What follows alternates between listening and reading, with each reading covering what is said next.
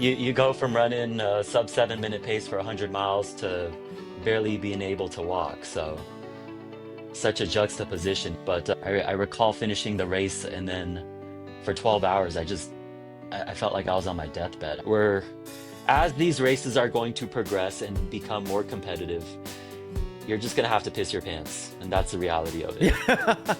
But she finished what, like 40, 45 minutes after I did, and she I saw her finish, and she like jumped her husband, and she was like walking around while I was on my deathbed getting drug tested. Like, I'm like, maybe I haven't done this right. Maybe I haven't been doing this right. Maybe I just have to be very energetic and cheery. So Thanks for tuning into this episode of the Human Performance Outliers podcast with Zach Bitter. I want to thank all my listeners for taking the time to check out my podcast. As a way to thank you, I am raffling off a free 30-minute consultation for anyone who shares an episode or leaves a review on your preferred platform. Just tag me or send me a screenshot and I will enter you in the monthly raffle. If you want to contact me, check out my coaching services or access additional podcast resources, including joining the show's Patreon page, please head over to zachbitter.com or send me an email at hpopodcast@gmail.com. A big thanks to Element Electrolytes, Delta G Ketones, ProBio ProBlend, and Training Peaks for being annual partners of the HPO podcast. Discounts include 20% off Training Peaks Premium and can be accessed with promo code HPOPOD at trainingpeaks.com/HPO podcast. 20% off ProBio ProBlend can be accessed at probionutrition.com/endurance or with promo code endurance. 20% off Delta G Ketones at deltagketones.com with promo code BITTER20 and a free sample pack with purchase at drinklmnt.com/HPO. All links and promo code discounts can be found in the show notes. All right, Raj, I think we're up. How's it going?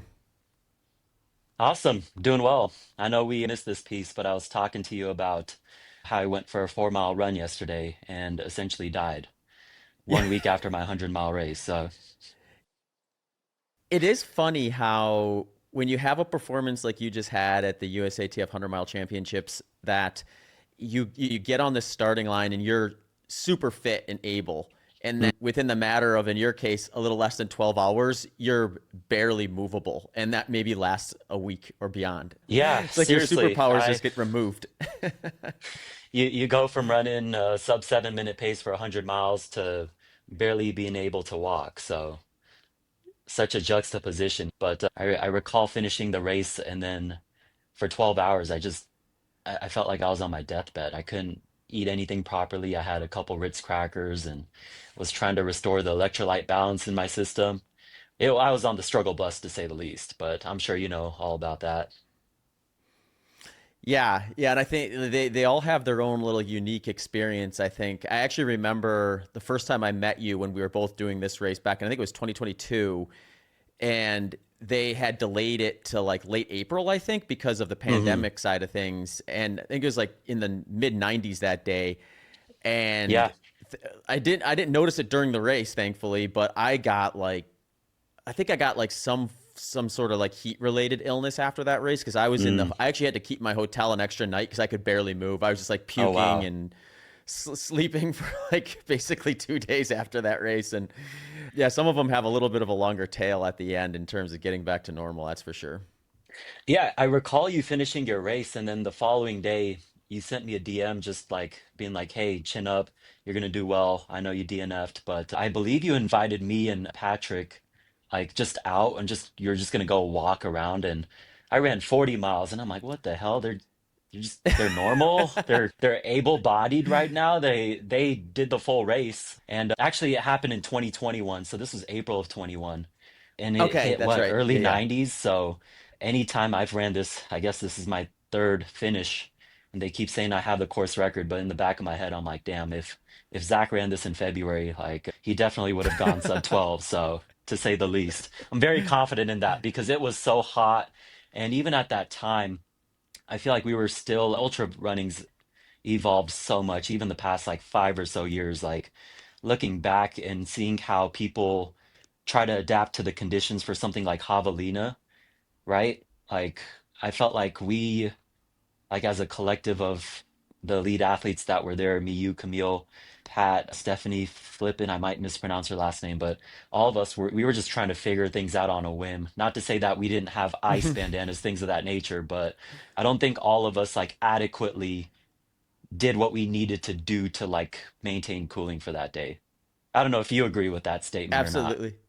Oh, 100%. Yeah, and I think we see this even more clear at races like Western States, where Mm, you have so much more support now and better protocols now than we had 5, 10 years ago. And mm, I like to look at Kilian Jornet for this one because you think he won it in 2011 mm. and then and ran like 15 and a half hours, which is now the women's course record. And like he comes back now this last year and he runs over an hour faster. And it's like Hmm. it's unlikely that Killian's like that much better of an athlete now than he was back then. It's Yeah. more likely that now we just have better approaches, better everything essentially, from the shoes Mm, to the cooling management, the hydration, the fueling strategies and things where it on a course like that that saves you over an hour worth of time. So yeah, mm, Javelina is another great one like that where I think you look at just the heat management protocols now and the fueling and everything that goes into running fast. And it's mm. an exciting time to be part of a sport that's learning and growing as fast as it is. Yeah, you ran javelina in 23, is that right? You did the 100? Yeah, I've done Uh-huh. javelina 3 times actually. I did it in 16, 17, and then 23. So Oh wow. that's a fun one. Mhm. Yeah, yeah, it's Yeah, always hot it's there. actually funny. The first time I did javelina in 2016, I signed up for it like really late because I needed to get a Western States qualifier race in because Mm, I was pretty confident I was going to get offered a sponsor spot at Western States, but I didn't have a qualifier. I was like, all right, I got to get this done or I'm going to have to turn down a spot at Western yeah. States. And I went in there with the goal of like, well, I was like, I only had to finish it because that's all you Mm, really need for the qualifier for the most part. But you know how it goes once you get on a race course. If you're feeling good, you go for it. I was running pretty strong that day, but I didn't bring a crew. I didn't bring a pacer. I literally learned about topical cooling during that race. So it was just that one is of those things where I look madness. back at it now. Yeah. Yeah, That was you're what not year was winning that? races nowadays with that strategy. Oh, absolutely not. No, no. And you nowadays you feel less crappy leaving a course because you have all the resources now, right? Like I'm Mhm. very curious as to what Javelina in 2023 looked like versus Jackpot in 2021 when you won Jackpot. Did you have more resources? Like were you more on top of cooling during that time or? Yeah, yeah, and I was much better at pacing, I think, too. I definitely was more aware of. I was probably more fit going into Jackpot in 2021 than I was going into Javelina 2023, but my execution and pacing and things like that around pacing and then just having a little bit of a better grip on how to manage heat and everything that kind of goes into that course. I was definitely better. I think if I had raced Javelina the way I raced Jackpot in 21, I probably would have had a really rough finish. Mm, okay, um, yeah. Jackpot in 21 was interesting because like you mentioned, like there was like that was when Pat Reagan was in. He was really like humming along at the 100 mile distance. Mm, You obviously brought in all sorts of speed, and it was like we didn't know for sure because you hadn't done 100 miles yet. But the assumption was if he nails it, he's going to have a really fast time. I was coming off some pretty fast 100 milers, so I think we got out pretty fast that day, and especially for the conditions. yeah. So, like in hindsight, I think I probably would have gone out a little bit slower, and that might have maybe helped that last 20% or so a bit. It's one of those things too. It's like championship racing versus record chasing. It's sometimes you just go with the flow and see what happens. And I guess I benefited from you and Pat having some rough spots during that one Mm. earlier on. So it's the nature of the game, right? Like it's a Hmm. game of cat and mouse, especially in these like road ultra races because how do I put it? Jackpot, the year you won it, it was competitive. Like there were Hmm. several athletes, several road ultra athletes going for something, right? And it just changed how you're going to approach the racing. And I felt like maybe you might agree with this or not, but You just let me do my thing and let my lack of experience just come back to bite me in the ass, and then you catch me, and then you just do what you normally do. So, Yeah.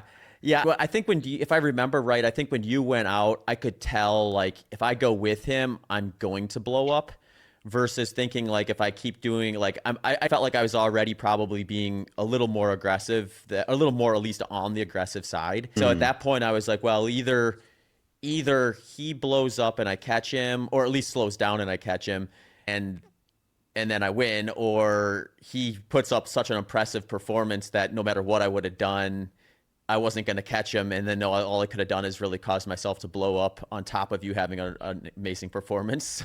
So I can't remember how, because I know you had a decent lead at one point, but I can't remember exactly how large it got before I started reeling you back in. But I do remember you had a pretty strong start.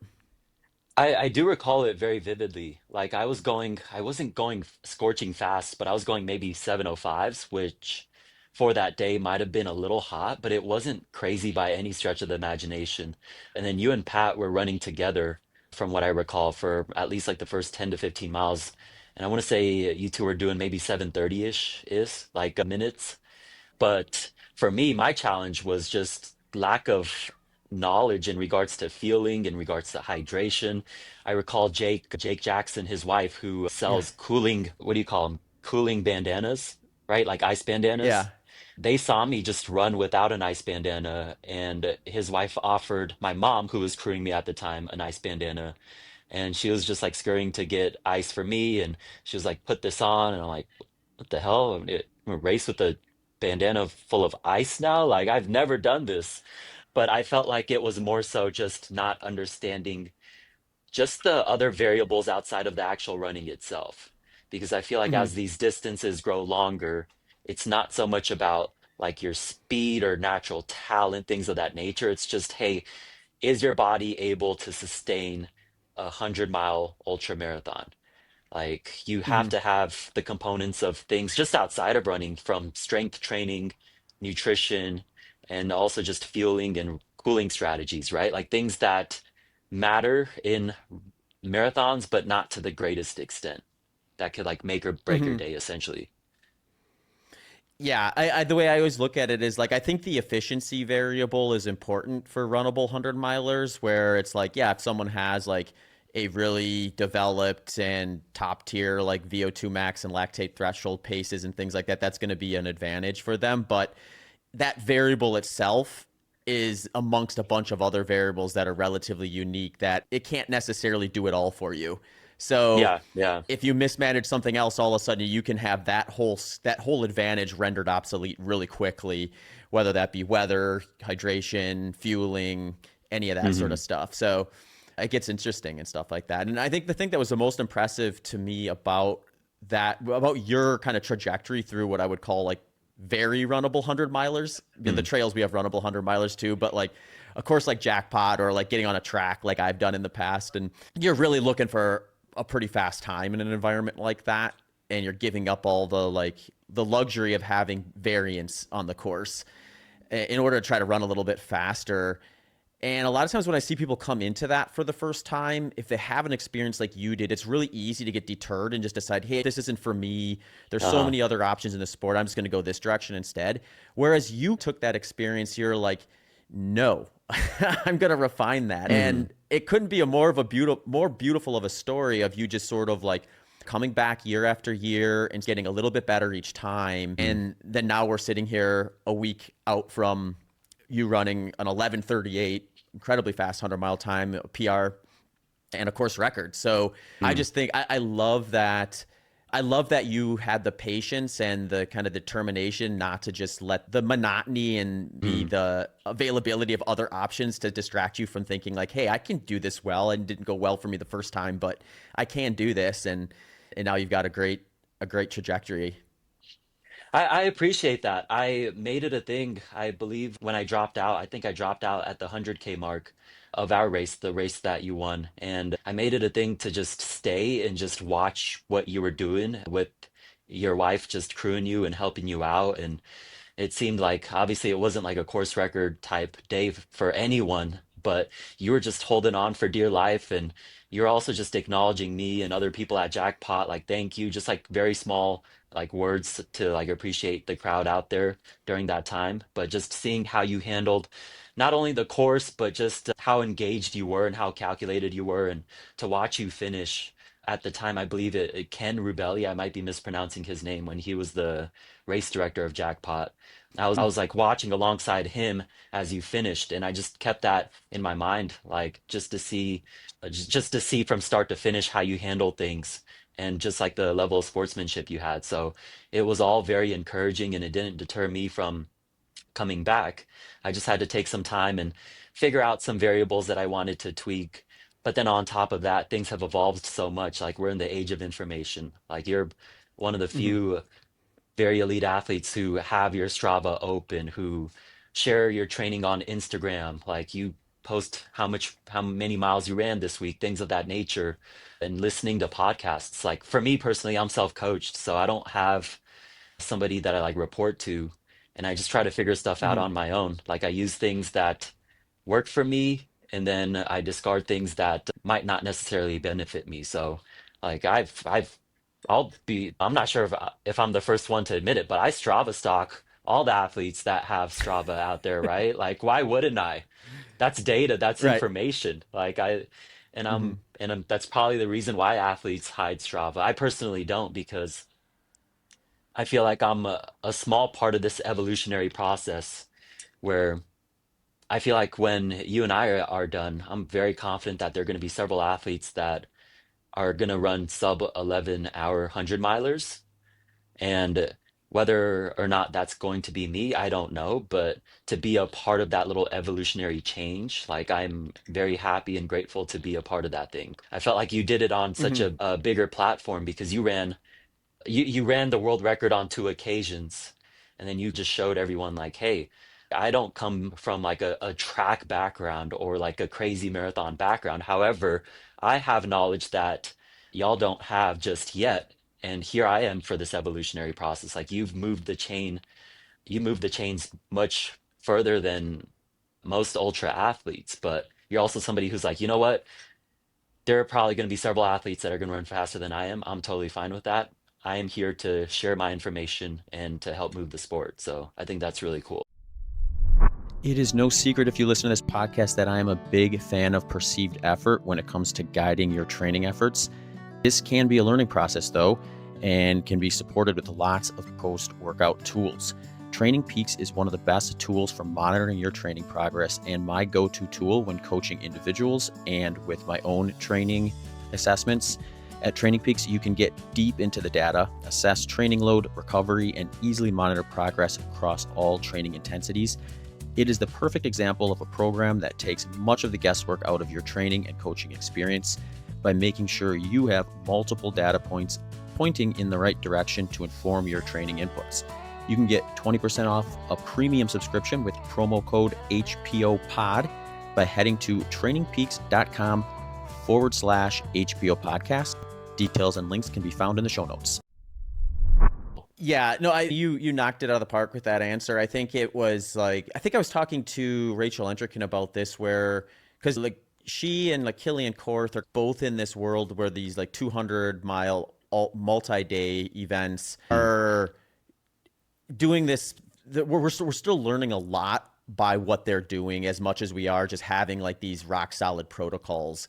And the 100-miler has been like that as well over the last decade or so, with new innovations and just more data points to pull from. And I do think when a sport is in that phase where we haven't reached peak competitive pressure in ultra running yet. So it's like, yeah, when you're in that phase, there's just so much potential growth in learning from what other people are doing and even getting ideas of what maybe to research versus what was maybe a waste of time to research. And yeah, at some point, maybe when the sport gets so competitively pressurized to the degree where now we're dealing with tiny little margins, I could see a case for kind of hiding your data a little bit more. But yeah, at this point, I feel a little more comfortable about just say, hey, let's let everyone just see what I'm doing and then learn from it and go from there. Because at this point, even just super shoes alone are going to be something that revolutionizes running to a large enough degree where like runs, like races that like we would have done in like the early 2010s is just uncomparable almost to what it could be today. I think we see this in track and field and marathoning too. And it's just like at that point, it's like, why am I trying to hide this information when, regardless of what I do, there's going to be faster people coming down and running Yeah, these races yeah. eventually anyway. And it's a very valid So, point. And ironically enough, like you're able to contribute more to the sport by, in my opinion, sharing information versus like trying to do things on your own and just be like secretive about it per se. But yeah, all of that's helped. Like I even listened to your podcast with Elov who ran, what did he run? He ran like yeah, 11:24 at 26, Tunnel I think. Hill, 11:26, right? Mhm. And you asked him about his fueling strategy because I was there that day. I ran the 50 miler. I actually ran the 50 That's right. miler 3 weeks after I ran the 100K. I was trying to double and see how my body would respond. But Elov looked tremendous, and you asked him of like just basic nutritional things that he did. He shared like he was taking in 90 grams an hour or something like that. But Hmm. for and all I did was I took Elov's like estimated weight. I think he weighs 130 pounds. I divided it by my weight. I'm 155, so I'm like, oh, it's like he's like 83 to 85% of my body weight. So okay, I'm gonna add, however, if he's taking 90 grams, I'm gonna add 17 more percent. And that's like a great Okay. like starting point, and you just alter the variables, right? But that's one small example. Like I listened to that podcast and I'm like, okay, so I'm gonna race a 100 miler in a couple months. Like maybe that's my starting point for nutrition because I don't have a Hmm. nutritionist. Okay, we have information out there, so let's see what works, what doesn't. So, and it worked tremendously for me. Yeah. Well, that's a great topic too. I'd be curious kind of what you did at Jackpot this year from a fueling standpoint, and if Mm. that is similar to what you've been doing recently. Was there a kind of a goal carbohydrate per hour that you were looking to get in? Jackpot is interesting because one loop is 1.17 or 1.19. So typically we feel every 20 or so minutes, but by the time I get to 3.5 miles or three loops, I'm at what, 24 or so minutes. So I based it off how much nutrition I was going to take every three loops. So I was taking about 18 ounces every 18 ounces every three loops. So by the time I got to 10.5 miles or 70 minutes, I had about 54 ounces, probably subtract an ounce or two, just because you can't squeeze everything out of those bottles. So I Hmm. was hydrating quite adequately. So every 70 minutes, I was taking, yeah, like I said, over 50, definitely over 50 ounces. So for 60 minutes, I was taking what, 50 ounces flat? Maybe 58 to 60, or actually, hold on. Sorry, the math is not math, and I'm a math teacher, by the way. Let's You see. still got ultra brain I fatigue. We'll still give you a got, yeah, pass. that's right. Okay, you'll give me a pass right there. It's been a week, but still a little fatigued. I was taking just under 50 ounces of fluids per hour, if that's the case, for a total Okay. of 12 hours. Yeah. Okay. Um, Wow. So you're getting quite a bit of fluids then. yeah, I really emphasized that, and I found out my relative sodium concentration. It's about 900 mgs per, was it like 32 or so ounces. So I was Hmm. taking, I would have powdered. I would just have fluids with powder, and then I would take a sodium tablet. So I was averaging 900 milligrams for 32 ounces, but I was obviously taking about 50 ounces per hour, give or take. But I was peeing a lot. I was peeing a lot. Jackpot, we're, as these races are going to progress and become more competitive, you're just gonna have to piss your pants, and that's the reality of it. Yeah. Yeah. So I peed myself about 20 or so times. Yeah. I would say like, Not ashamed to admit it. I pissed myself 20 plus times. So hey, you'd be coming in here with like an 11:48 or 11:50 100-mile time if you had stopped that many times. So, yeah, or even slower. Like to imagine being 80 miles in and then you finally stop and then you go like that. It could just, my legs could turn into cinder seize blocks, up. right? We don't know. It could Hmm. seize up. So I wasn't gonna take that chance by any means. I'd rather piss Yeah. myself than carry cinder blocks for the next 15 miles. Yeah. And to some degree, you are on a bit of a razor's edge with that sort of thing too, where if you have momentum going into your favor that late into a race, you really don't want to break it if you don't have to, and things can shift quickly. Where I describe it as like with races where I really want to get myself as far as I possibly can on that day, you have a decision to make somewhere around like 2/3 where you have to like, okay, I'm going to be maybe a little more aggressive than I'd like to. And that means I could run a PR today, or it means I could blow up, or I could be a little more conservative and have a decent time, but maybe not quite get my full potential out of myself that day. And if you take that first turn and you're like, all right, we're going for it today, you're just like, if you could be one random stop and leg seizing up away from everything spiraling out of control, and then all of a sudden you head the wrong direction with that decision. So Yeah, I'm yeah, glad you decided to go the route you did. absolutely. I think one thing that did help, I had a spray on of Biofreeze, and around 40 or so miles, I was using Biofreeze probably once every 3 to 4 loops, but the spray on just helped a lot. Anytime I felt just mild cramping or seizing of the legs, just grab it from the table, spray it, run a loop. For whatever reason, it helped a lot. So. I feel like I do Nice. attribute if there's one takeaway from that very specifically, like just using what is biofreeze? It's probably like the same thing as Tiger Bomb, right? Yeah, it's gonna kind of use like a cooling effect to maybe help the Uh-huh. muscles feel a little less stiff and Okay. sore. Yeah. I would say whatever perception you were getting from it sounds like it was doing what you wanted it to. Yeah. Yeah, that and when I pissed myself, that gave a cooling effect too, just trickling Yeah. off my leg. It's like topical cooling, a different It type of does topical yeah, cooling. different kind of topical cooling. So, And actually, like, we joke about that, but people miss this opportunity, I think, sometimes, where cooling, like the actual cooling of like fluids evaporating off your skin, or like the airflow hitting like a wet surface on your skin and creating a cooling effect, you actually have a lot of surface area on like your legs and arms. I think we oftentimes think of like kind of like, oh, our chest and our back are kind of these big surface area opportunities. Like, first of all, your legs and arms are moving, so you also get that like yeah.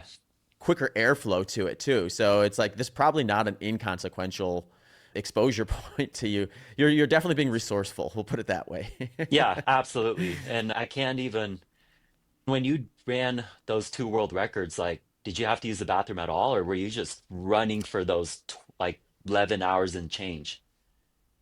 Yeah. So at the Pettit Center where I ran my fastest time, I didn't really have the opportunity to do any peeing of my pants because of the indoor center. So I did have to stop that time. And I Uh-huh. probably got lucky to some degree where like hydration was balanced enough where I wasn't dehydrated enough to really impact performance in a big way, but I was also Hmm. hydrated enough where, or I wasn't so hydrated that all of a sudden I had to stop and pee a bunch of times. So I think I stopped 3 times total that race for maybe a total of like 3.5 minutes, if I remember right.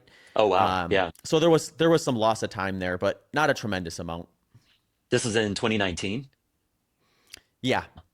So the when you ran the first world record, it was what, several years prior? Oh, so the several years prior would have just been an American record, but so I Uh-huh. did America. I did. Oh, technically, I did 2013. I had American record for 100 miles and world record for 12 hours. And then 2015, I did American record for 100 miles. But like I was on, I was fading so, like I was fighting so hard at the end of that race. Like I went out maybe, I don't know if I went out too fast so much as I made a couple moves like in the middle of that race that probably was a little more aggressive than it needed to be. And that last 20 miles, like I was fighting hard for 7:30s. Hmm. And when I hit 100 miles at 11:40, I just fell over and stopped. I didn't even bother to try to Oh, see how far I could go for the next yeah. 20. Yeah. So that one was just American record, no added 12 hour to well, I guess technically I did a 12 hour that day. It was just 100 miles on the dot versus whatever I could have gotten out of that last 19 minutes had I Mm. 19 and change that I could have kept technically kept going. Yeah, and then it wasn't until 2019 that I got myself to a spot where I was hitting the paces I needed to and staying on track the way I did at the Pettit Center. So, yeah, that day everything clicked for whatever reason. So, I think I negative split by 2 minutes for the first 50, between the first 50 and the second 50 miles in because I think you've been to the Pettit Center before, but it's like such an interesting, unique environment where it's just Hmm. like it's got all the tangibles and variables for being fast, but it's also like if things go wrong there, it spirals so fast. So like if you I'm well really aware of have a that. good day there, yeah, yeah, and I mean it's funny how quickly things spiral on the short loop courses where Mm. it's like whenever something goes wrong in an ultra, I think there's a certain amount of like leash you give yourself to kind of like say, okay, I need to make this adjustment. This isn't the end of the world. I just need to pivot here. I need to like move on to the next thing and not dwell on that. For whatever reason on the track, it's just like when something goes wrong, it feels like you're just seconds away from saying, screw it, I'm done. Hmm. And I don't know. I think there's a lot of psychology there, Yeah. but Well, it's you're just different. getting, yeah, you're getting feedback every, what, if a Hmm. 400-meter track, you're getting feedback, let's just say, what, every 100 seconds? So if that Yeah. 100 turns into 101, 102, like, are you going to have the mental fortitude to make any adjustments and then to get that 102 back to 100? And that's really the Hmm. biggest challenge because you can run a trail race and you can have your low points, but if you're competing against somebody, there's just different variables that you have to solve. But I feel like there's also Hmm. just a little bit more leeway in terms of like how you're feeling. Oh, you might feel like crap during like one portion of Western states. However, a lot of people might be feeling the same way because there's not much shade and just things of that nature. Whereas like on the track, you're running a hundreds, it turns into 102, you might freak out a little bit, or like you might not respond in the best way possible, right? And like you you could spiral downwards. Yeah. It's definitely a very different challenge. Both trail and road ultras are two different challenges, but if you're more times than not, like these races, a lot of the elite ultra guys are time trialing, right? Because I was there this past week and I didn't really have anyone to run with. I was hoping to race with you. I was like, oh, this is great. Yeah. Like, we're gonna bring some eyeballs to this race. But I went back in time trial and it was just me versus myself. And people are asking me like, hey, what do you think about during the 11 plus hours? And I'm like, honestly, I'm thinking about how I'm feeling throughout the entirety of it and making sure that like I don't break down, or I'm just always just very intuitive of my body and I'm listening to what my how my body is responding and how my body's giving Hmm. feedback throughout the entirety of it. Yeah. It is one of those questions that I've never really found a great way to maybe answer it. And people ask it a lot too. They're like, "What are you thinking about on the short loop courses?" And it's one of those things where I think your answer is actually really interesting because I think that is what it is, where you're like calibrating the whole day to some degree, and that is what you're thinking about most of the time. But that doesn't feel like any sort of like information that you would typically be thinking about. So it's not like a an answer that is going to be understandable to someone who's curious about it because they're just thinking Mm, like, "Oh, are you thinking about like stories or like yeah. different memories and things like that?" And some of that's there, but I always find that like I can think of maybe two or three things that stuck in my head for some reason, and then other than that, it's just like you said, a lot of like biofeedback analysis. Yeah, what actually I do recall, and this has happened the past 2 years, but once I get to that 80-mile mark, I'm operating on like half a brain cell by this time. As I'm holding on for dear life, I'll start to brainstorm jersey numbers of past football athletes. So, for instance, if I have 20 miles to go, I'm thinking about Barry Sanders. So I Yeah. thought about Barry Sanders. I thought about Peyton Manning, 18 miles to go. Like it was a weird mental mind game that I was playing. But that's when I knew it was rough. Like I've been thinking about Rich Gannon with 12 miles to go. And I'm like, what? Rich Gannon?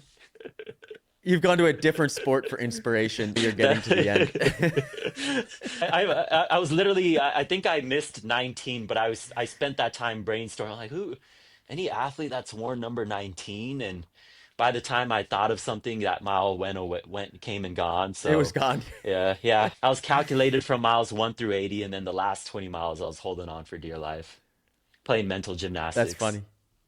Yeah, yeah, that's what you got to do. And to some degree, it's interesting too because you don't necessarily go into the race thinking, "Oh yeah, when I get to mile 80, I'm going to start just focusing my attention on football jersey numbers." It's probably something that just popped into your head along the way. And you're like, "Okay, well, that's a convenient enough distraction. Let's go with it." And then you feed your mind. Yeah, yeah. And then even as you're saying that, I think that is at least right now, as trail ultras have grown exponentially, and road ultras are, although adjacent to trail, it hasn't grown in the way that trail running has. But however, I'm still very confident that by the time I retire, there are going to be several people like myself, like you, that are going to toe the line at Jackpot, right? And then it'll be more of a race than time trialing. And I feel like when that day comes, I'll not think about jersey numbers. Hopefully, I'm thinking about who I'm racing against and what moves I need to make. So if you're stuck time trialing these things, you're gonna have to resort to thinking about Rich Gannon with 12 miles to go Yeah, versus chasing you for if you sure. show up next year. Yeah, I need to get back there. I think it's a fun event and one I'd like to do again. So hopefully we can both be on the starting line next year and give a big push for another course record. Maybe a few other people can jump into and we can have a multi-person throwdown. That'd be fun. I hope so too. I think if the stars align and you and I both do it, it's going to be one of those things that have follow that exponential growth pattern where, oh, you have two road ultra athletes running, and then the following year you're gonna have three, four, things of that nature. Like I'm very confident. I just turned 35. I'm hoping to do this and retire when I'm 41. So when I'm 41 in that final year of hard road ultra running or trail running, whatever it may be, but more specifically for road ultras, like when I toe the line, I'm sure there are going to be several different athletes like myself that are going to be there. Like I'm very confident about that, but it's going to take probably 4, 5, Yeah. 6 years. Hey runners, once upon a time I decided to run 100 miles straight on a treadmill. You may remember the live stream where Bert Kreischer joined for an hour near the end. One of the most difficult aspects of that effort was the whole time it felt like the treadmill was telling me what to do versus the control you feel when running outside. That became a big mental hurdle as the miles piled up. If you are in the market for a new treadmill, I'd encourage you to consider the new Wahoo Kicker Run. It has a feature called dynamic pacing, where the treadmill matches your pace automatically, putting the control back into your hands. In my opinion, this is one of the most coolest innovations in treadmill technology right now. Head over to wahoofitness.com for more details, and if it's a good match for you, get a free heart rate monitor with purchase using promo code OUTLIER. Links and details can be found in the show notes. Yeah, it might take some time to grow. I do wonder about like the sport as a whole too, because we have like an accessibility problem, at least now even more. I think we always have to some degree with the trails because it's like you've got these unique areas that oftentimes require Mm, travel, and then there's the course specifics. But earlier on, when I first started ultra running, I felt like that was less of an issue because there was just so much there were so many like weird variables going on and probably inefficiencies that well, like everyone was playing with a short deck of cards, so to speak. Now it's gotten to the professionalization on the trail sides. Like if you're going to race at like Western States or UTMB, a certain percentage of your competition is going to be training on the course, training specifically for that hmm. event. They may have like all sorts of things lined up that create an advantage that sort of separates it from, or just makes it less accessible for somebody who's on the come up and doesn't have that professional support yet to do properly. And I think the nice thing about these races, like these short loop, like jackpot type courses or getting on a track in a timed event, is the training terrain is incredibly accessible. Mm. So, like, whether you train for jackpot on the jackpot course or around your neighborhood block is really not that consequential. Yeah. So, I like the accessibility side of that potential there as the sport grows and people try to find like, well, what do I want to do within this, and where's some Hmm. opportunity to grow and maybe take advantage of being at the top of the sport in an area that isn't quite as refined as maybe the Western States or UTMBs of the world. I like the idea that some kid like in the Midwest that hasn't seen a mountain ever in their life and is maybe like has less resources available to them could just in theory with enough time train and become quite good at a fast runnable 100 miler. Oh, absolutely. If you look back at Black Canyon, it had the most competitive field ever, right? And some of these Mm-hmm. athletes they had training camps at Black Canyon to prepare for the race because one, it's incredibly competitive, and two, you want to turn every stone over on that trail and just to get a feel of what it's going to be like, right? Whereas you have more flexibility training for something like Jackpot or a track because you can run loops around something, right? Like a residential Mm-hmm. neighborhood. So I think that's what people haven't really realized or really put together that, like, hey, road ultras are far more accessible, at least at this time, than trail ultras. And you want to really think about, hey, as an athlete, do I have the resources to have a training camp at this specific location? And do I have the time to do it, right? And I have certain responsibilities, be it a wife, kids, or cat, whatever it may be, that you have to tend to. So you have to uproot everything to go to that said place, train, and race, right? So uh, Mm-hmm.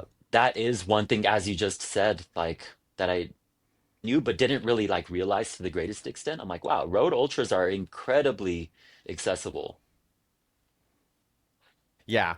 Yeah, I like that aspect about it too, where it's pretty easy to find a spot to train specific if you need to. And I think for me it was just somewhat just intuitively more enjoyable for one reason or another is like the running aspect of it versus the kind of the very trained stuff. Not that I don't like the very trained stuff too, but for whatever reason, like even when I had access to more mountain training stuff, I still felt myself getting pulled back to the flat runnable stuff. So you can't fight what you're craving at the end of the day. Yeah, right. You are very unique in the sense that you live in Arizona, so you can train for something like Javelina year out, but for you, you always just come back to the track or something that has loops. Yeah. So we're in Austin now, which is a little more restricted in terms of access to different stuff. But yeah, we were in Arizona for 4 years, and at that point, I had access to basically anything I wanted. If I wanted to train on trails up and down mountains, they were all like really great options, all within a couple hours. Some of them really, really close that we could get onto to just get like some decent trail running in on like a random weekday or things like that. But yeah, even during that phase, I found myself still wanting to keep at least one race per year where it was like, all right, this is a flat, fast course. And really Mm. it's just how long can I run and how fast can I run? And like hiking and walking weren't in the game plan at all. So yeah, it's always been something that I've stayed interested in. Would you ever come back to Javelina? Yeah, yeah, I would like to go to Javelina. The biggest issue with Javelina for me is essentially I'm probably picking between Tunnel Hill, Javelina, and Desert Solstice Mm. realistically for an A race. So I end up probably I'd like to do all three of those every year if I could, Yeah, but you yeah. end up having to maybe pick one of those three every year in order to really do them right. But Javelina would be fun to do. I just turned 40 this year, so I do probably have to be a little bit more aware of just when am I going to get to a point where my fastest 100-mile potential is not on the table any longer. I keep thinking that there's a number there, but then the women have been pushing that further back with like Katriana Jennings at 45 running the world record for 100 miles Yeah, and then at Jackpot, why am I blanking on her name? Ashley Paulson. Oh, Ashley Paulson. Yeah, Ashley Yeah, Paulson re-breaking the yeah. record. And I think she's like 43 or 44. So Yeah, it's like who knows? Who knows where that line is at this point? yeah, seriously. I She's made me rethink my approach to racing road ultras because so full context, she stated that she wanted to set the world record and she's Hmm. incredibly energetic. And from what I recall, when the gun went off, we were all running together for like half a mile, but she was so loud, so like she was just like praising other runners and just had all this energy. And she's a great gal, but in my head, I'm like, oh my God, going to Burn out. she's gonna burn out. This is half a mile and this is the energy you're bringing. Yeah. And so I gave her maybe less than 1% chance at that time. And she's a great gal. But through the race, like I remember being like 60 or so miles in, I think I only looped her once or twice. I can't recall, but I was doing the math in my head and I'm like, is she on 12:0 pace? Is this Yeah. really happening? Or did she go to the bathroom? Did she drop out? Like, what's going on? And then I bumped into her and she had the same exact energy. And she Hmm. was just giving me positive affirmations, this and that. And I'm like, how the hell are you this energized? Anytime somebody says good job, I do this just just to acknowledge them. Yeah, But yeah, for yeah. me personally, and watching you, I'm like, if you don't talk, that's less energy expenditure. But I guess it depends on who you are as a person, because for like cheering others on and seeing She her feeds off family, it. she feeds off of it, right? So it gave me a different perspective. But she finished what, like 40, 45 minutes after I did, and I saw her finish, and she like jumped to her husband, and she was like walking around while I was on my deathbed getting drug tested. Like, I'm like, maybe I haven't done this right. Maybe I haven't been doing this right. Maybe I just have to be very energetic and cheery. So I have to Yeah, reconsider yeah, that yeah. after what she had done. Yeah, it is funny the different personalities, and I think it is about what is going to keep you positive. I think is a big piece to it, and people are just going to have different personalities. Where I think sometimes I think that would be too much for like that might feel. It's probably just like introverts and extroverts, and then everything in between. Mm. Where some people are going to feed off of that energy and just snowball. And other people, if they did that, it would be like, all right, I just exhausted myself and now I need a break. And wherever you land on that spectrum is going to maybe dictate whether you should take that approach or not. Yeah, that if anything, even just having like a low point at Javelina or something, right? And then watching David finish and just seeing highlights of his running being up there. And it does go, you don't have to be Ashley or David, but you can definitely find positive in those low points, right? Because for me, at least what I need to work on personally, when I had those low points, I had like very negative feedback, or just like a very Mm-hmm. just like things that didn't necessarily benefit me, right? So I think that's what I need to work on if I want to race like a golden ticket race like Javelina or something. Yeah. Are you thinking of doing Javelina this year?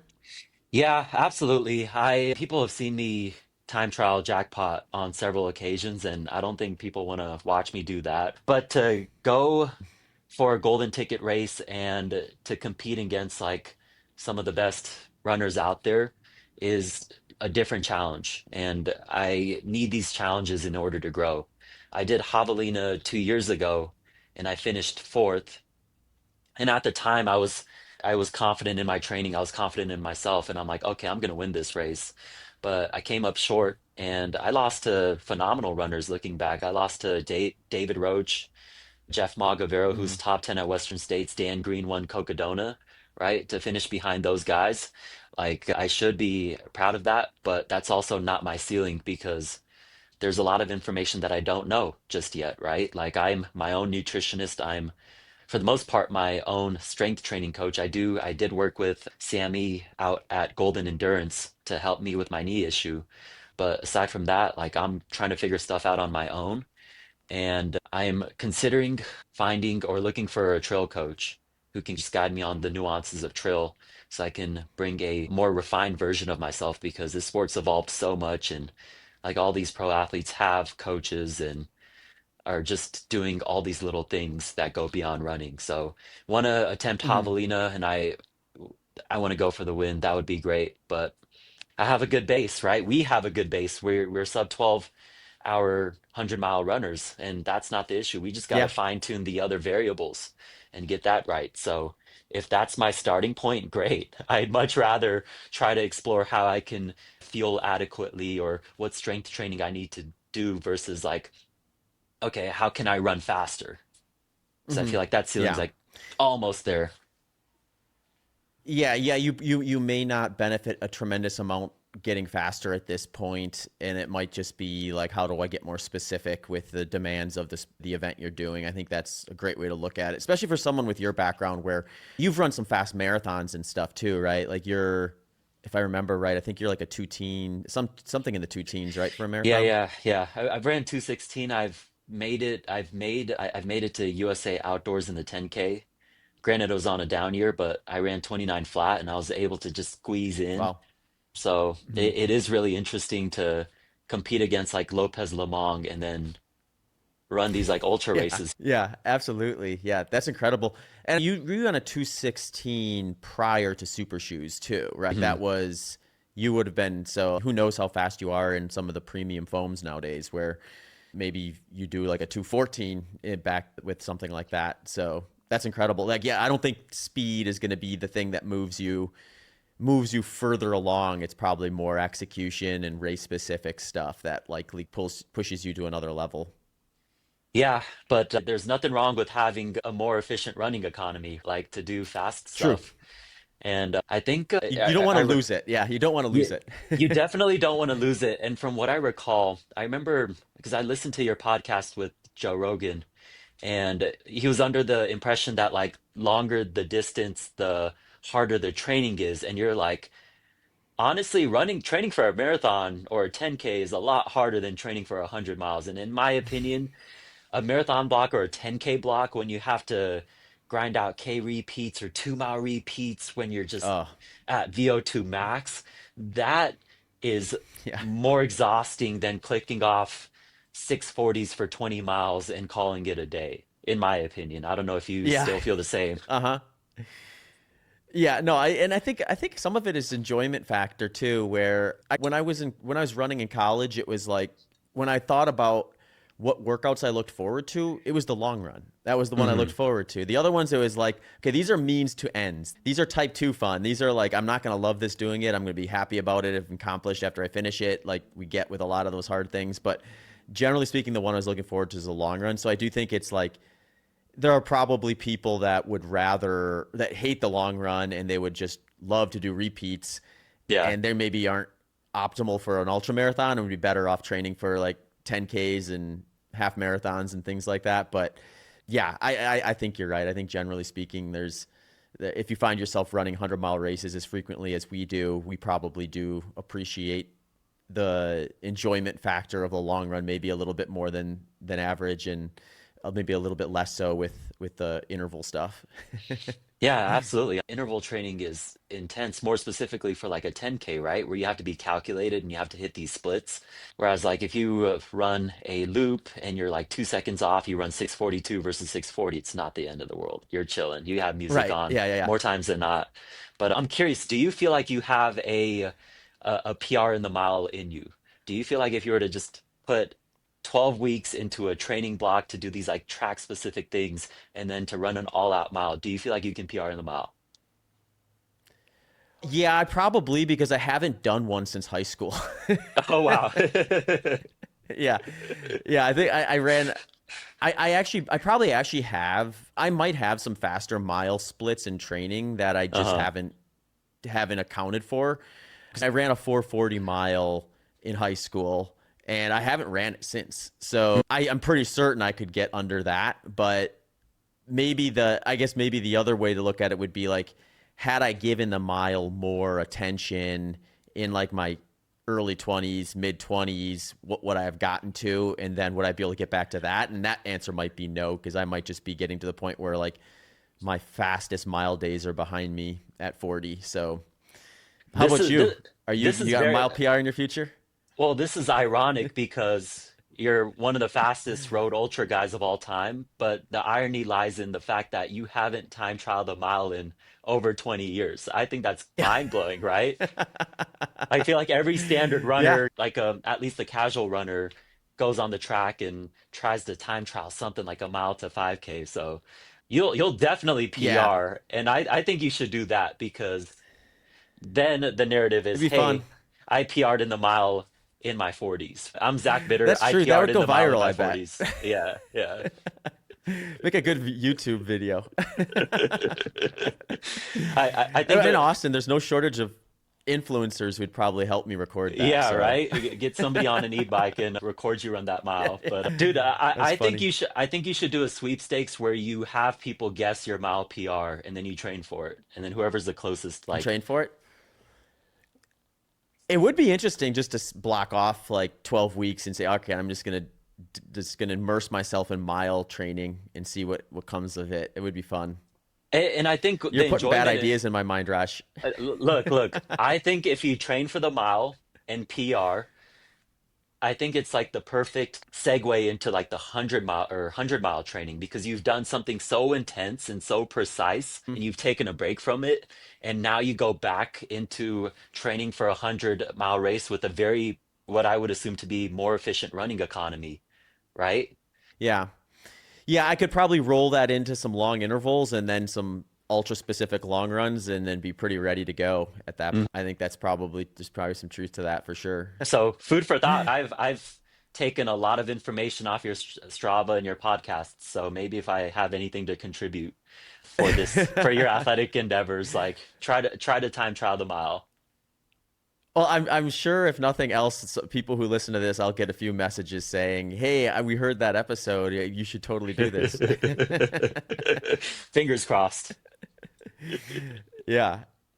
You've definitely given me some things to consider. Well, the funny thing is, I was just talking to Rachel Entrekin last week, and Mm, she was trying to talk me into doing a Cocodona 250. So I've got within a span of 1 week, one guest trying to get me to do okay. 250 miles, and the other one trying to get me 1 mile. And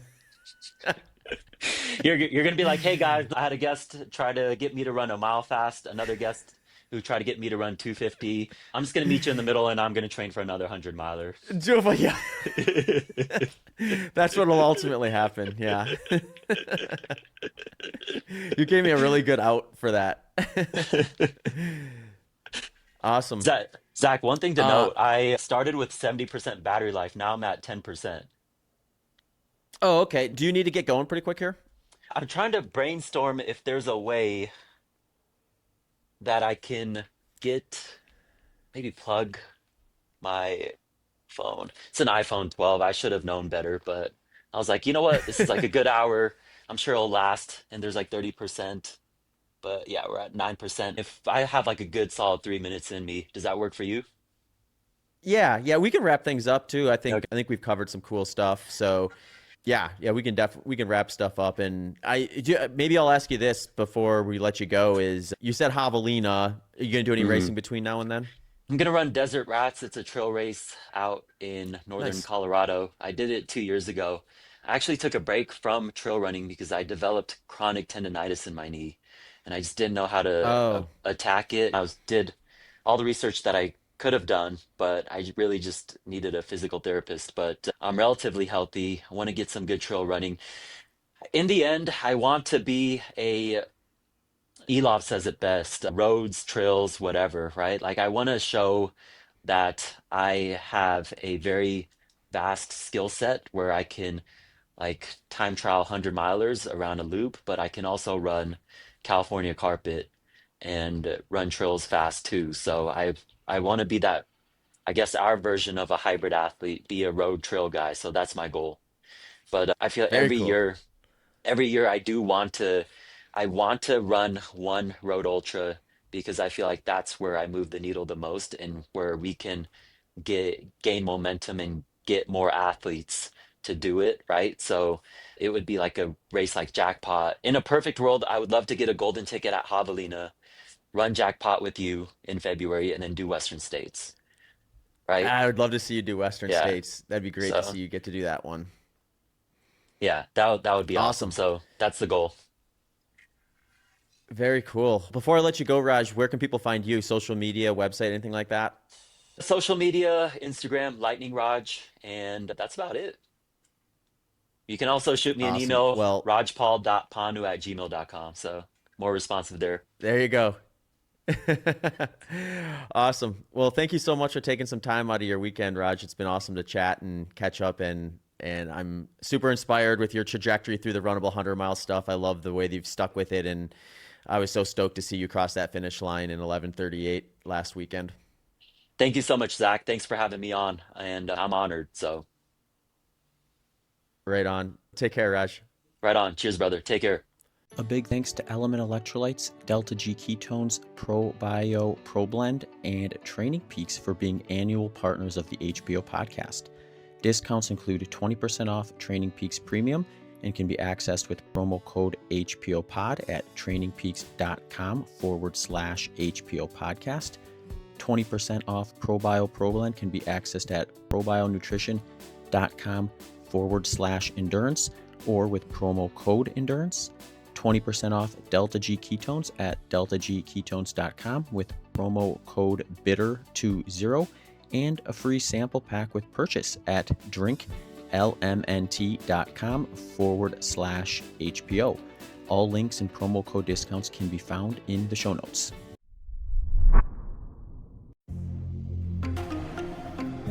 Thanks for tuning into this episode of the Human Performance Outliers podcast with Zach Bitter.